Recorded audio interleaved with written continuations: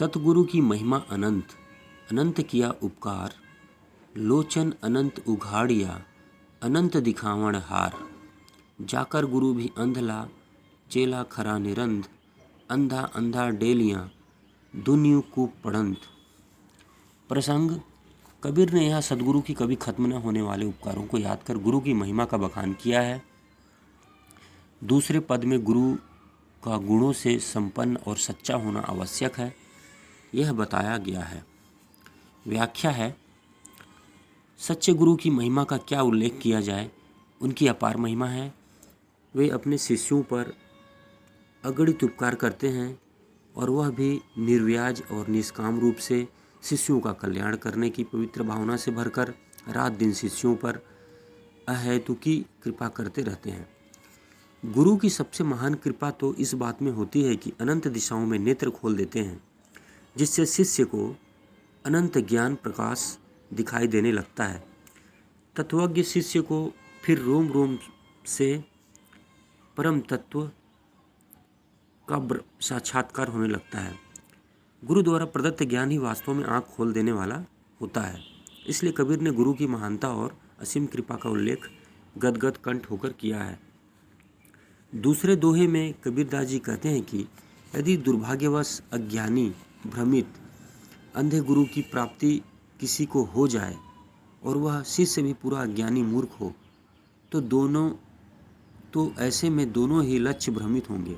अंधे को अंधा डेलता हुआ आगे बढ़ेगा, अर्थात अज्ञानी गुरु अपने अंधेपन के साथ उस अज्ञानी शिष्य को लेकर भ्रामक पथ पर बढ़ेगा और निश्चित ही दोनों पतन के कुएं में जा गिरेंगे। विषय वासना में कुएं में डूबकर दोनों ही नष्ट हो जाएंगे। विशेष है, उपनिषदों में ज्ञान के कारण ज्ञेय तथा ज्ञान की अवधि की अनंतता का उल्लेख मिलता है। वहीं तत्व ज्ञान कबीर के इन सरल सुबोध शब्दों में विद्यमान है। दूसरा पद्य है, चकवी बिछुटी रैण की, आई मिली प्रभाती, जे जन बिछुरे राम सु, ते दिन मिले न राती। बहुत दिनन की जोवती, बाट तुम्हारी राम, जीव तरसे तुझ मिलन को, मति नाही विश्राम। तो संदर्भ है, प्रस्तुत पद्यांश श्याम सुंदर दास द्वारा संपादित कबीर ग्रंथावली के साखी भाग से उद्गृत है, जिसके रचयिता भक्ति साहित्य की निर्गुण धारा के अंतर्गत प्रभावित होने वाली ज्ञान मार्गी धारा के शीर्षस्थ कवि कबीरदास जी हैं। प्रसंग है, परमात्मा के वियोग में दुखी जीवात्मा की विरह वेदना का वर्णन कबीर ने इस साखी में किया है। व्याख्या, चकवी तो अपने प्रिय से केवल रात को बिछुड़ती है और प्रातः काल होने पर फिर मिल जाती है, किंतु विरहिणी जीवात्मा तो अपने प्रिय राम से ऐसे बिछुड़ती है कि दिन में मिल पाती है न रात में मिल पाती है। हे प्रभु, विरहिणी जीवात्मा न जाने कितने दिनों से अर्थात लंबे समय से तुम्हारी प्रतीक्षा कर रही थी। उसके प्राण तुमसे मिलने के लिए छटपटा रहे थे और मन में चैन नहीं था। विशेष, नंबर 1, जे जन में अनुप्रास अलंकार है। दूसरा, वियोग श्रृंगार रस है। तीसरा, चकवी के संबंध में यह मान्यता है कि वे रात को बिछुड़ते हैं तथा प्रभात होने पर पुनः मिल जाते हैं। चौथा है, दोहा छंद रहस्यवादी भावना सधुकड़ी भाषा। तीसरा पद्य है, कबीर कहता जात हूँ, सुनता है सब कोई, राम रहे भला होएगा, नहीं तर भला न होई। कबीर कहे मैं कथी गया ब्रह्म महेश, राम नाम सत्सार है, सब काहू उपदेश। प्रसंग है, प्रस्तुत पद में राम नाम की महिमा गाई गई है। व्याख्या है, कबीरदास जी कहते हैं कि मैं निरंतर प्रस्तावित करता आ रहा हूँ कि राम नाम जपने से ही कल्याण होगा, अन्यथा आचरण में कल्याण सिद्ध नहीं होगा। इस बात को सुनते तो सब हैं, किंतु आचरण नहीं करते। कबीरदास जी कहते हैं कि मैं यह कह चुका हूँ कि राम नाम ही समस्त तत्वों का सार है, यही सबका उपदेश है। इसी तथ्य का कथन ब्रह्मा एवं शिव ने किया है। विशेष है राम नाम की महिमा गाई गई है। नंबर दूसरा रूपक अलंकार है। नंबर तीसरा सधुकड़ी भाषा है। चौथा पद्य है संतो भाई आई ज्ञान की आंधी रे, भ्रम की टाटी सबे उणापी, माया रहे न बांधी रे, हित चित को दोई थूनी गिरानी, मोह बलिंडा टूटा, तृष्णा छानी परी घर ऊपरी, कुबुद्धि का भांडा फूटा। प्रसंग है इस पद में मोह और भ्रम के नाश तथा ज्ञान एवं प्रेम के उद्भव का वर्णन आंधी और टाटी के रूपक द्वारा किया गया है। व्याख्या है हे भाई साधुओं, ज्ञान की आंधी आ गई है। आंधी आने पर आड़ के लिए बनाई गई टटियाएँ अथवा पर्दे उड़ जाते हैं। उसी प्रकार ज्ञान उत्पन्न हो जाने पर मेरे समस्त भ्रम नष्ट हो गए हैं और मैं वास्तविक अवास्तविक का भेद समझने लगा हूँ।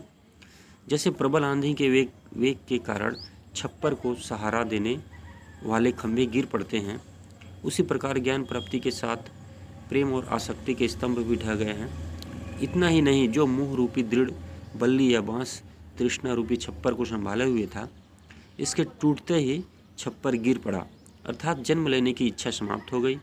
छप्पर के गिरने से झोपड़ी के भीतर रखे हुए बर्तन फूट जाते हैं। उसी प्रकार तृष्णा के समाप्त होते ही वासनाएं भी समाप्त हो गई। जब ज्ञान की उपलब्धि हुई तो संतों की समझ में वस्तु स्थिति आ गई। वे समझ गए कि यह बाहरी छप्पर व्यर्थ है। उन्होंने योग की युक्तियों एवं सद्वृत्तियों की सहायता से अपने शरीर रूपी छप्पर का निर्माण किया है। इसका कूड़ा करकट तुरंत बाहर निकल आया और इस छप्पर में अब विषय वासना रूपी जल की एक बूंद भी जाने की संभावना नहीं रह गई है।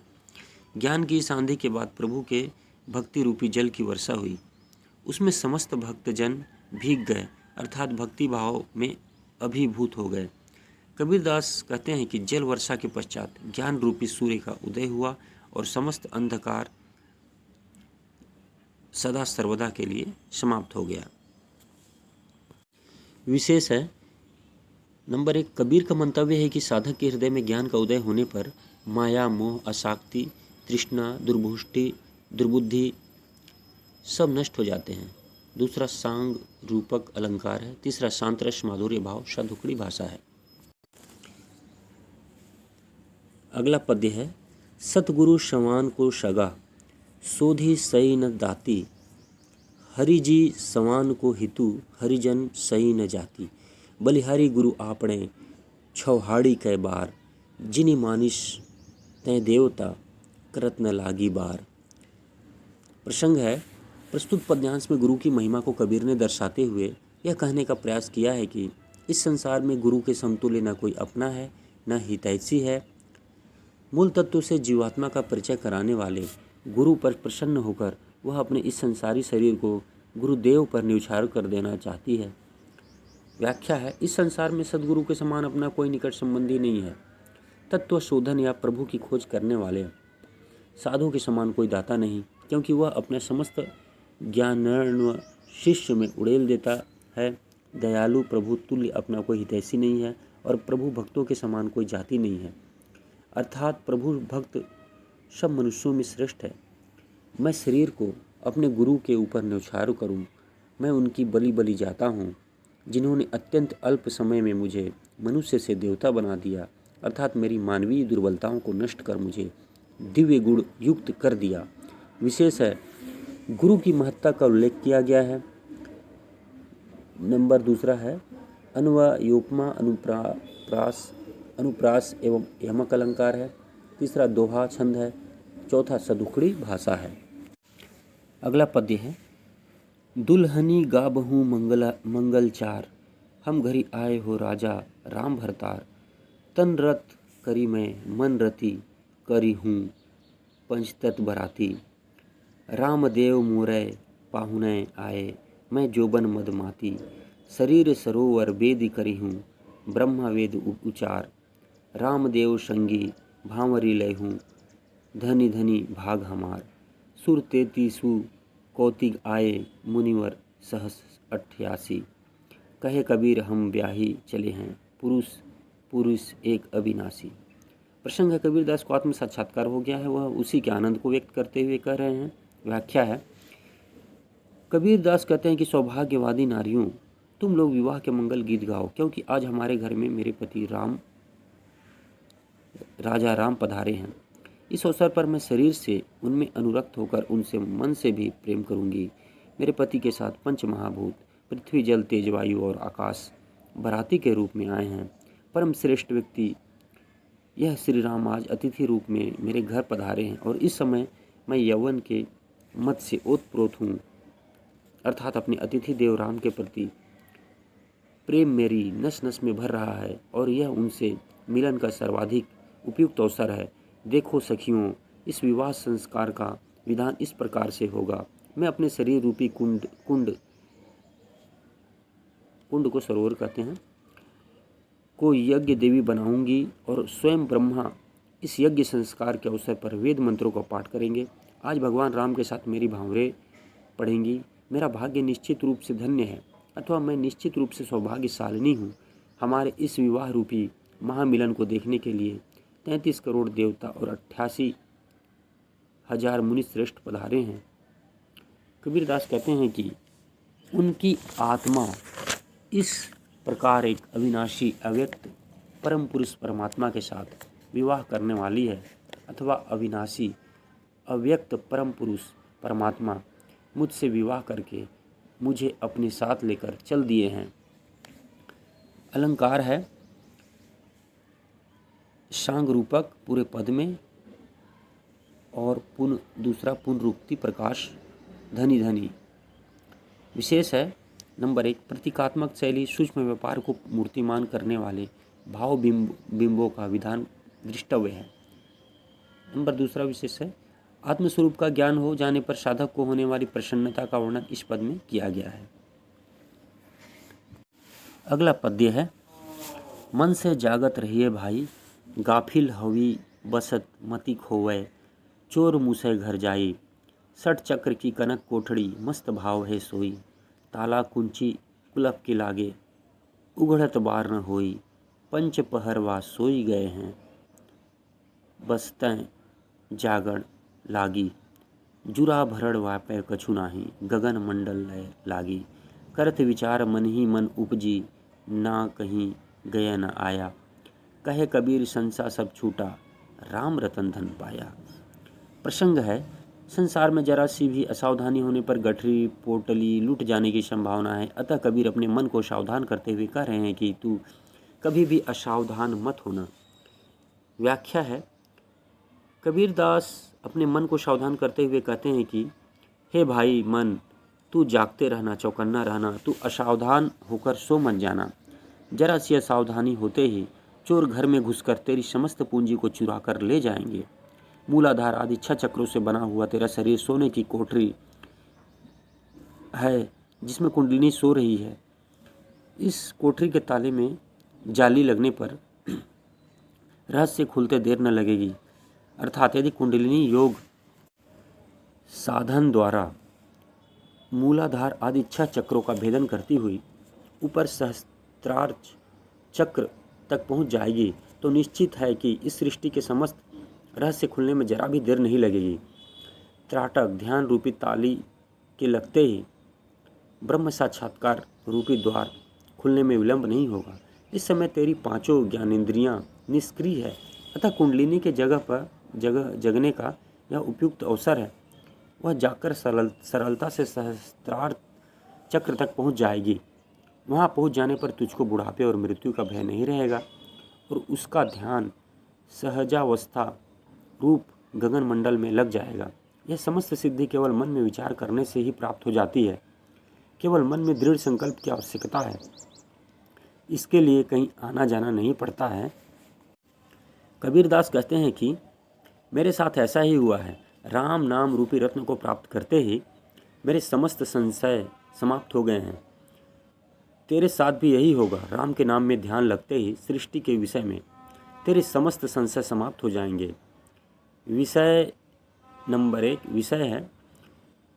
नंबर 1 प्रतीकों के माध्यम से सुंदर बिंब विधान है, रूपक अलंकार है। नंबर 2 है चोर का अर्थ काम क्रोध लोभ, मद एवं मोह है। जरा सी असावधानी होते ही समस्त साधना मिट्टी में मिल जाती है। तीसरा, मन कहीं गया ना आया। इनके द्वारा कबीरदास ने तीर्थाटन के ऊपर कठोर व्यंग किया है। उनका कहना है कि भगवान की खोज में तीर्थ यात्रा करना व्यर्थ है। उनको तो सिद्धि तीर्थाटन के बिना ही प्राप्त हो गई है। मन में शुद्धि एवं दृढ़ संकल्प परम आवश्यक है। मन के हारे हार है, मन के जीते जीत। पद्य नंबर 41 है। सतगुरु को सदक करूं, दिल अपनी का साच, कली जुग हम स्यूं लड़ी पड़या, मोहकम मेरा बाच। कबीर कहते हैं कि मैं